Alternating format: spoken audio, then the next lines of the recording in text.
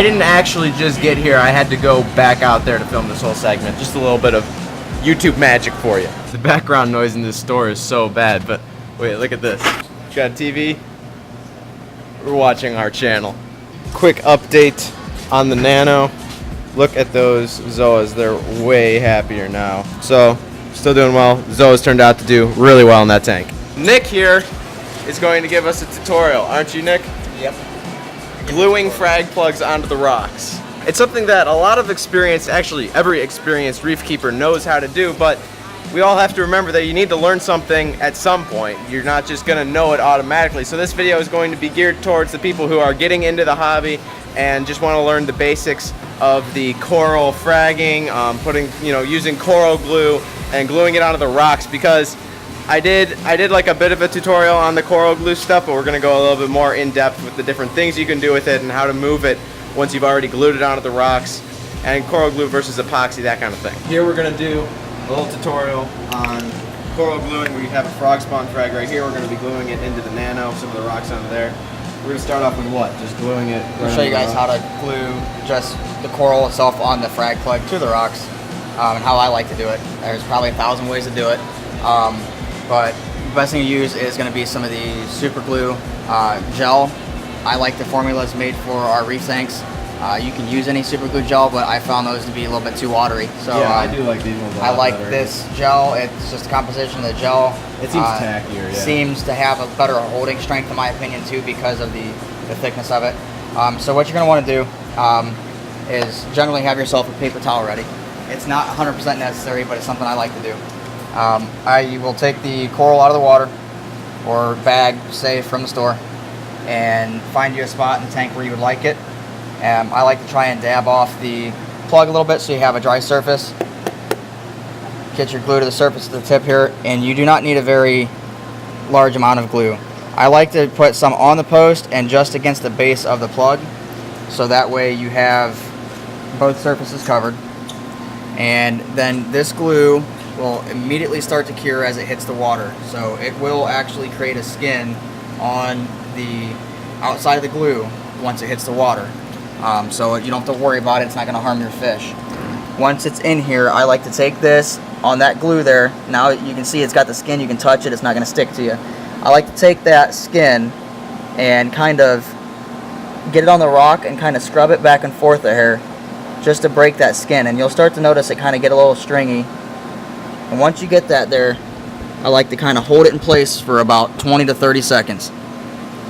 And that should allow you to have a nice good cure and bond to the rock.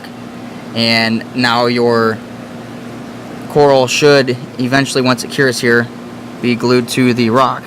And so now we're good, right? It should be in there, held in place.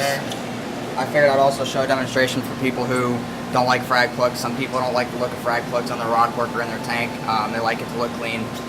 So this is going to cover two topics here. One, we're going to cover how to remove the coral from a frag plug, as well as, say for example, you put a coral in a spot, it's not doing well health-wise, you don't like how it looks in that spot anymore, or you want to add something else and you just want to move stuff around the tank.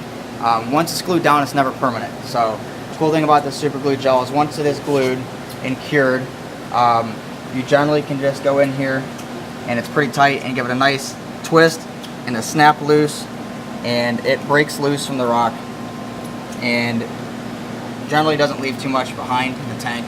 It's pretty easy to scrape off. Now, yeah, that's the great thing about the glue versus epoxy. Yes, because epoxy always leaves a bunch always of, leaves like, something in the tank. crumbles or something like that. So for anyone who wants to remove the frag or the coral itself from a plug, every coral is different. Some of your encrusting corals, though, some of that stuff's going to be encrusted to the plug itself. I like to, on some of these LPS corals, like to glue them directly to the rockwork themselves. So it is fairly simple. All you need to do is get a hold of the coral at the base of it as much as possible, and get a hold of your frag plug, and then just a nice little pop or twist, and it breaks that super glue bond. It's just super clean, super easy to do. And then the same process for gluing this down as we just showed you with the plug. A little bit of super glue gel to the bottom of the coral, place that in the tank, place it down, give it a nice little twist to break the skin, and it should cure, and in that way your coral is now attached to your rockwork without a plug, and it looks a lot cleaner. Nice. So now we know how to glue it onto there and how to take it off. All that super awesome basic stuff. But if people are curious about epoxy, what is epoxy good for versus what is glue good for? Obviously we've seen glue is good for the frag plugs, but why would you use epoxy over glue in certain circumstances? In my opinion, the epoxy works well for like larger corals. So say you have a large colony of like a frog spawn and you have multiple heads, 40 plus heads, it's got some weight and volume to it. It is good to create like a pedestal or a base on the rock, and I would still like to use the super glue gel. So I put the gel down and get it glued, and then I use the epoxy to create a nice pedestal or a base for that, so that way it has something to kind of hold it in there in like a little cup.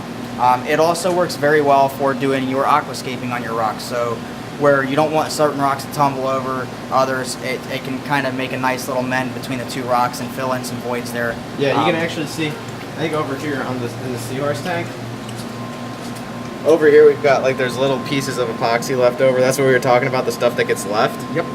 But that was from sticking rocks together that obviously we had to take apart. As well.